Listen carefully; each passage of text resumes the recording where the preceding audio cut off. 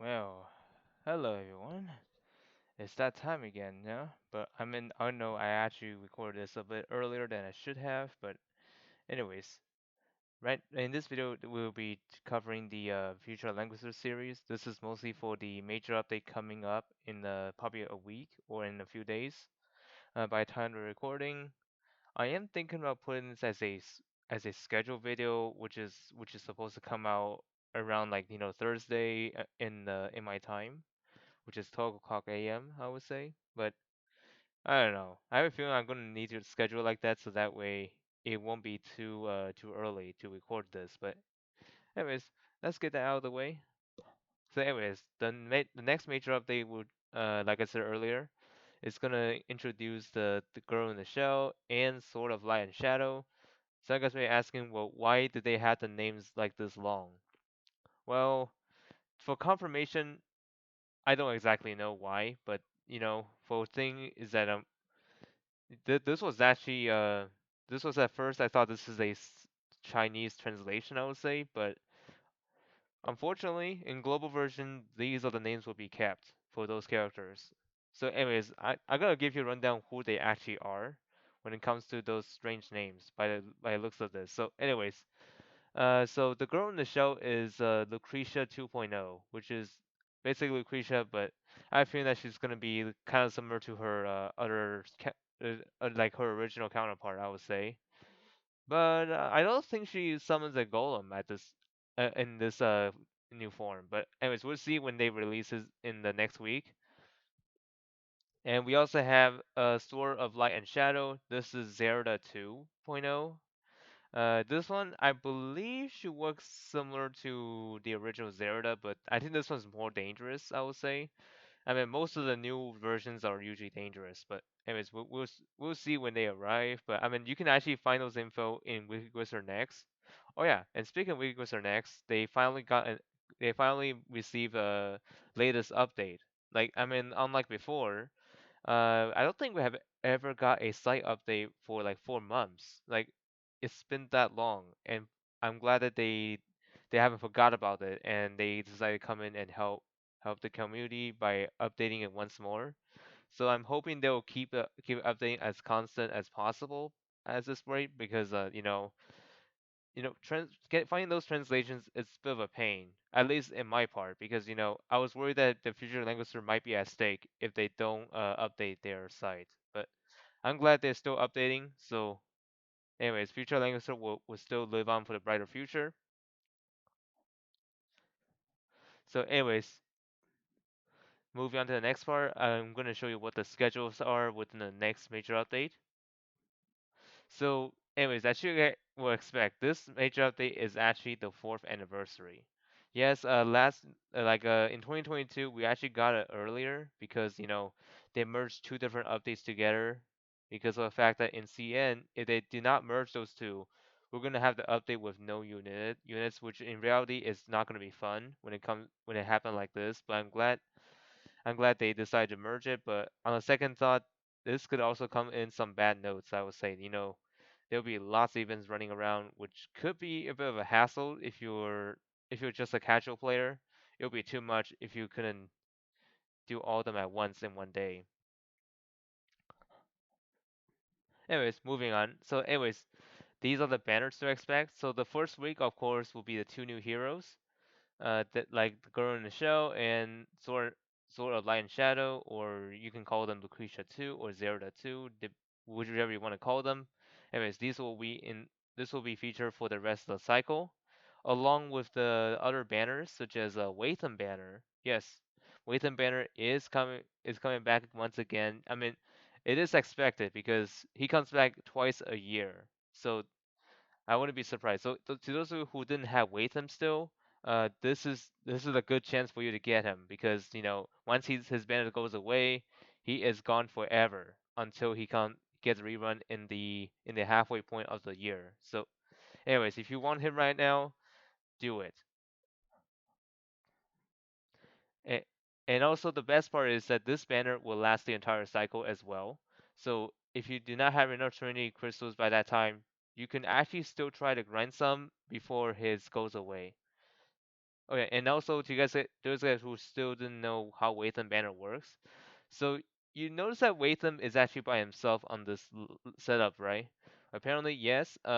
His banner only includes himself, while the remaining, which is just an off banner, picks. I mean, to be honest with y'all, getting off banner on that kind of banner is super easy. So even though if you did get off banner, you still get something out of it, nevertheless. So here's how the banner works on the Watham banner, in case I have missed it the first time. So, anyways, I'm gonna do a recap before we move on. So, anyways, every time you just pull an SSR, which is other than Watham, like off banner, I'll say, you get 10 of his Watham shards. You get 10 Watham shards each time you got an off banner. But however, in some scenarios where if the off banner you pull happens to be already 6 stars, you'll get 15 shards of Watham instead. So that way it'll compensate you to be able to get him a bit easier. But however, you probably don't get that many off banners because most of the time you're probably just gonna get him eventually. But if it's like worst case scenarios or you're very unlucky, you will be able to unlock him for sure at the 6 off banner pull. Well, that's the maximum that you can get. But however, it's not likely for you to get that kind of method because not a lot of people will reach that 60 off banners, I would say, because Watham isn't that difficult to get, but if you're lucky enough you should be able to get him quicker than the pity, I would say. I mean, honestly, if you want to get Watham, I would probably want you to have like at least like 300-ish or 500 to be more safe, but 600 is only for those who are unfortunate. So just so you know, that's the worst case scenario if it comes to that, but not likely. Okay, moving on. The next banner that also is going to last the whole cycle is the Wish banner. There are actually two, actually. Two, in fact. One for heroes, and the other one is for the equipment banner. So for the heroes banner, the Wish banner, I would say, this one will have all the characters, all the way up to Kaguya and Caroline. Anyways, if you are missing those characters within those major updates units release, I will probably get them if you need it because these are the excellent way for you to get those characters that you don't have. But there's a catch. Since I said this one will only have up to Kaguya and Caroline, anybody that's released after them would not be part of it. So for example, a Denk Elmo and Lightbringer, they are not included in that banner. So just an FYI there. Okay, and also now for the equipment wish banner, I think this is the first time they ever done this with the equipment banner, but I could be wrong, but we'll see. So anyways, you can list up to any equipments, but up to the release of Bone Crusher, Tiamat, Rigel, and Bloodthirsty gear. So if you're trying to get the latest gears, unfortunately, no, they're not on this kind of equipment banner. So you're probably gonna need to grind it by yourself when it comes to the getting the latest equipment. But anyways, on to week two.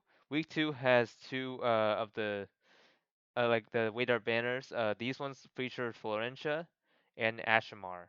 And anyways, don't mistake Florentia for IBC because they both are different. So this is just regular Florentia. It's just an FYI. This will run from January 5th, 2023, all the way to January 18th, 2023. So, anyways, if you're missing Ashamar or Florentia, this is a good banner to pull. But however, there are some risk factor to it since this is a rate up. Doesn't mean that you'll be able to get them on your first SSR. So, just bear that in mind because off banners can actually ruin you if you try to pull on the rate up banner. But unfortunately, if you didn't have Ashamar the first time, I'm afraid she is in the rate up banner again. But however, on the third week, there's going to be a Destiny banner and a Wish banner. So anyways, the Destiny banner is going to have Vincent, Epsilon, and Lostum. And then on the Wish banner, no brainer. This is actually the same exact banner that ran before in the previous major update, Well, I mean the current major update, I would say, is that the wish banner will include Langrisser 1, 2, and 3 heroes. Yeah, same old rules, I would say. So like again, if you don't have those units, this banner is good for you to catch up. And also, I myself will probably be something on that week because there's a banner that I want to pull there, which obviously is the Destiny banner. I do have Vincent, but not the other two, Epsilon and Lost them. I was thinking about pulling for one of them, and of course, I will guarantee to get one of them, but I wasn't sure who exactly would it be. But someone said that I should get both because both are pretty good in their own ways. I mean, to be honest, I think both are pretty good in PvP. Come to think of it, because I did see a lot of playoffs having those guys in the box, Epsilon and Lost them.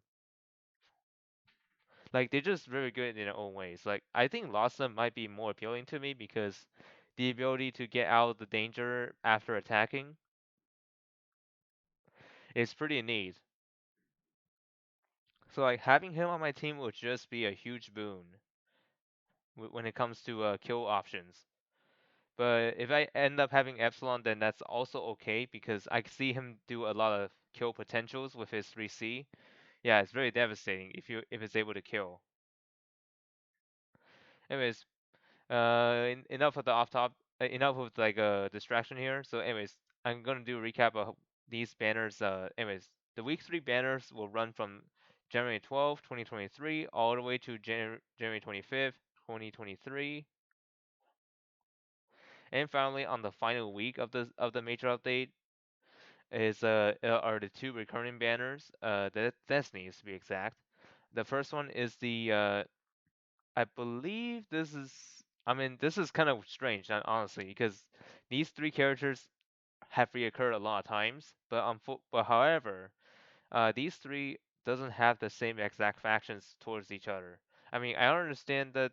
I mean, technically, actually, no. Not nobody is matching with each other. Like like the Jugler, Landius, and Yulia. Someone pointed this out, and I find it pretty hilarious, I would say. Even though most of the Destiny banners are featured by factions, right? Well, these three did not even match up against each other. They did not even match up with each other at all.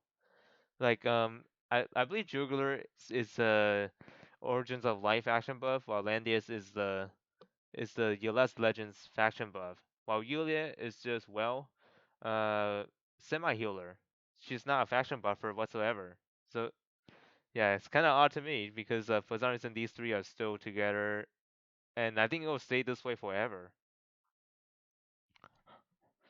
And then the other banner we have here is Brenda, Suzette, and Sigma. And these are the Meteor Strike team. So if you are missing any of these characters, this is the best banner to pick them up. And they will run from January 19th, 2023, all the way to February 1st, 2023.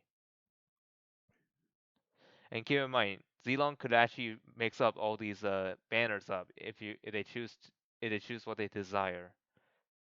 So don't take this as a official cycle date because like they will change it at some point. But anyways, so far in the current major update we are on right now, there's none of those banner shuffles at all. So hopefully it will remain like this because honestly it would be kind of weird if they decide to shuffle them. But either way, just take this as a grain of salt. That's what I'm trying to say. All right, now let's move on to the events. So what events to expect for this major update?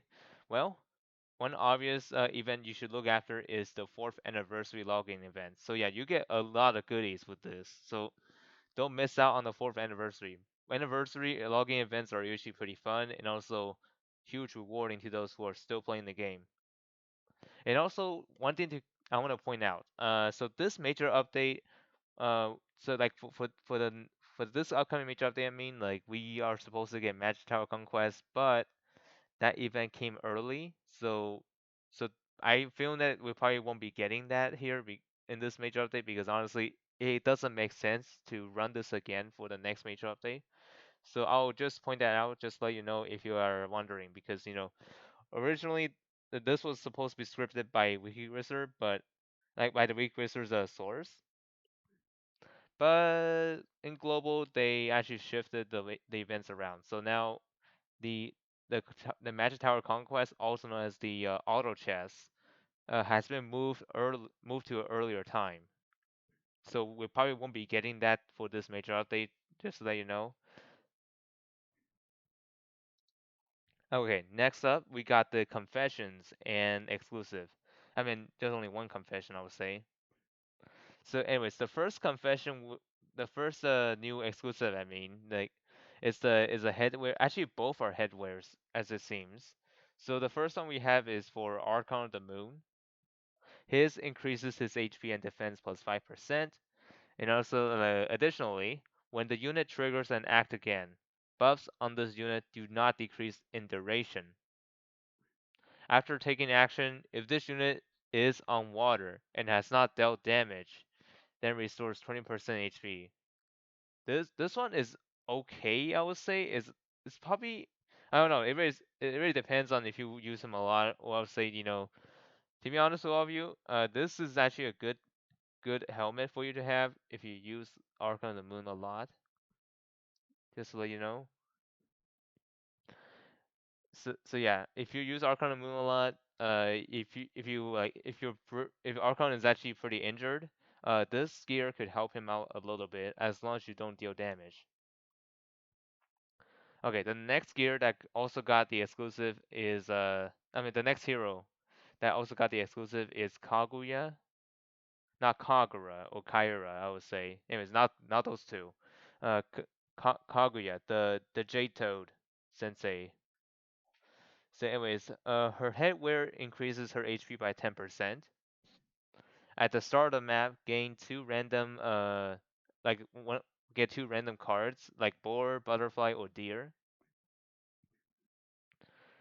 So like this will happen on every turn, every start of the map, I would say.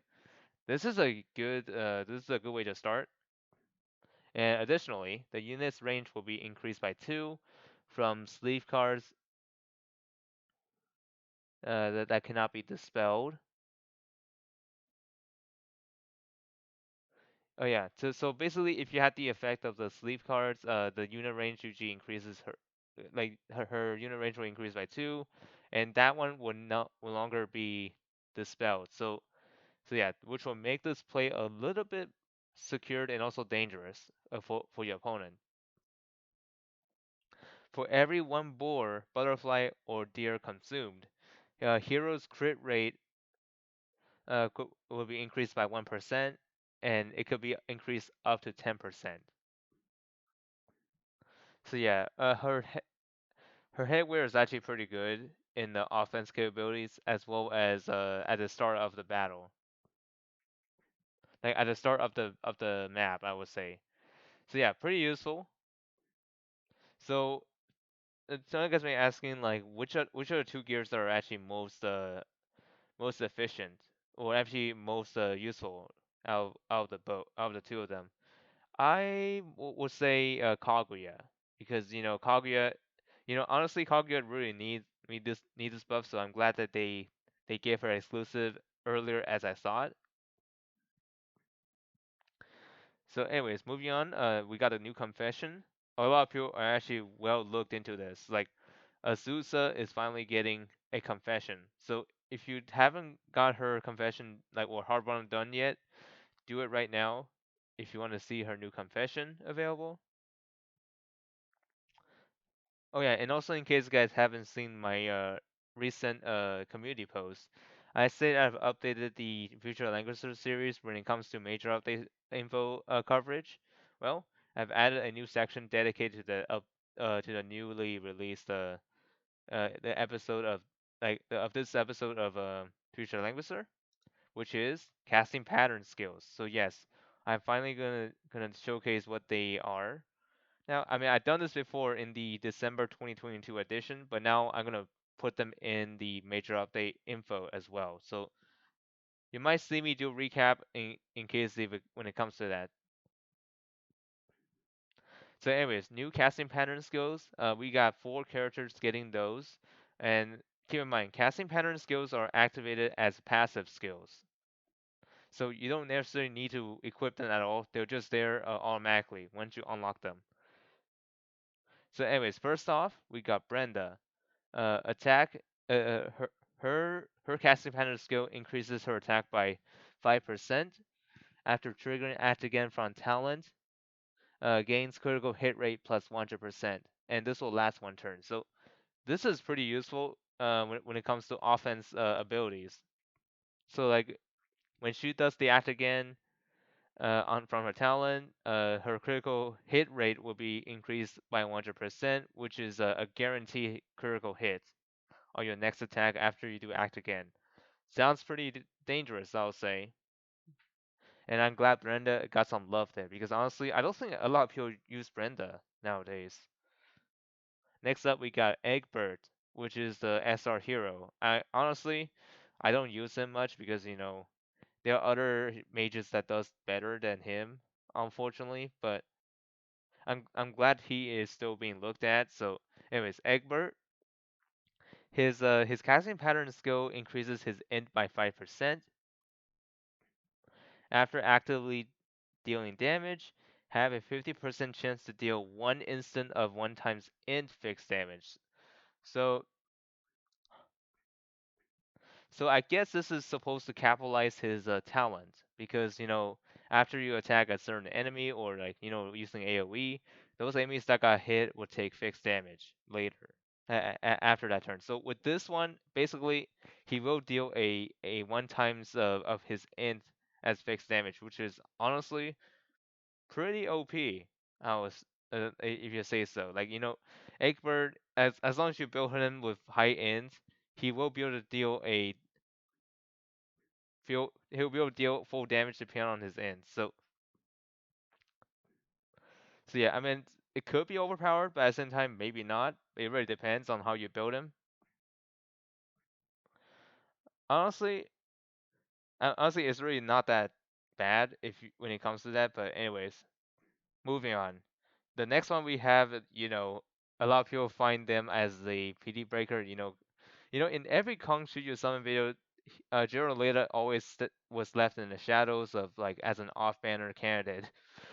Honestly, it's pretty funny, but anyways, they finally got the casting pattern skill. So anyways, their casting pattern skill increases their skill damage by 10%, and also it makes them make their transform duration have one extra turn. So if they're still in their 3C in the transformation duration, that will last one more turn, which honestly is pretty good because now they can go back to the transformation again without any issues. And finally, we got Landius. A lot of people are anticipating Landius's casting pattern skill. When is it gonna come? Finally, it is coming in the next major update. So basically, Landius is one of the ones you should probably not want to overlook because Landius's casting pattern skill grants him immunity against a passive block. For every one ally within 3 blocks, his defense will increase by 3%, and it could be increased up to 12%. So that right there is pretty big deal if you got your hands on Landius's casting pattern skill. Because for one, he is longer being blocked by Watham's 30 passive block. So instead, he will always get his revive in, no matter what, even if Watham stopped him from doing so. I think that's what it's supposed to do because passive blocking is a bit of an issue for Landius, but I'm glad that this is now into consideration for his casting pattern skill, which means that once this update comes out, Landius is going to be very good again. I could tell you. So Landius would be a better option as well as in PvP because I mean he's a tank of course, but he's very different. So yeah, Landius has like a 5 mobility out there. So if you manage to get Landius with this casting pattern skill, oh, it's gonna be hard to take down if you know how to use him well. I mean, it's just a theory. I'm just saying, Landius with the immunity passive block is actually a big deal. Like basically he will guarantee his revive if he happens to die. But other than that, it's pretty solid. So out of all the four casting pattern skills, I would say Landius is the strongest one because of the immunity against passive blocks, which is pretty nice. Alright, I know this video has got pretty long because I have a long explanation of what they are. So hopefully I don't have to waste any more of your time. So moving on to the next thing, which is what you expect after this update, like the major update that will be coming after this is over. Not the current one, of course. So anyways, the next major update reminder, it's gonna be like the time when Weak Wizard didn't cover this, but now they finally did. So I mean, I myself already covered this on my channel, so we can look into that when the time comes. So anyways, I probably want to save your Trinity crystals if you need to, because these guys can actually bring in some new stuff into the PvP front. There's a new revive mechanic, which is from Leo Beck, and a boomerang assassin from Xeon, not Zilong. Just don't confuse those two names together, please. Anyways, these two are coming in the next major update, and you're gonna need to save them if you want them. Just so that you know. I mean, honestly, I think Xeon might be the best choice when it comes to assassins, because his attacks actually does hit them once and then comes back and hit them again. That's what I call a boomerang assassin, because that's what he does. Anyways, I can actually give you a little bit of info for those two characters. I mean, I already mentioned Xeon's what he's best at, but now let me talk about what Leo Beck does. Like, in case you guys had missed the future Langrisser featuring those two characters, Leo Beck has a skill that grants a revive on an ally. But however, I first I thought this kind of usage will have like a cooldown kind of thing. Well, yes and no. Leo Beck's revive skill has three uses. I would say, the limited use, like three times, kind of like what Alicia has in most of her skill kit. So like with the grenades, rapid fire, as well as her assist skill. I mean self assist skill, I would say. Yeah, something like that. And that happens to be on Leo Beck's revive skill, which honestly, limiting that is actually okay because Xeon has to find a way to balance it because if they put it as infinite use, I would imagine it would be so broken. So I'm glad that they decided to do like limiting that kind of skill so that way it won't be too out of hand. Anyways, we'll get more info on that at a future episode of Future Langrisser. For now, if you want to look for those info right away, check out Wikigrisser because they have the information for those characters now. So you can look into them in your own time. So anyways, in case guys didn't know how to get there, I will link that I'll link it in the description or in the pinned comments, so that way you can get there right away after you finish watching this. So anyways, have a nice day, everyone, and happy holidays or whichever whenever you're watching this.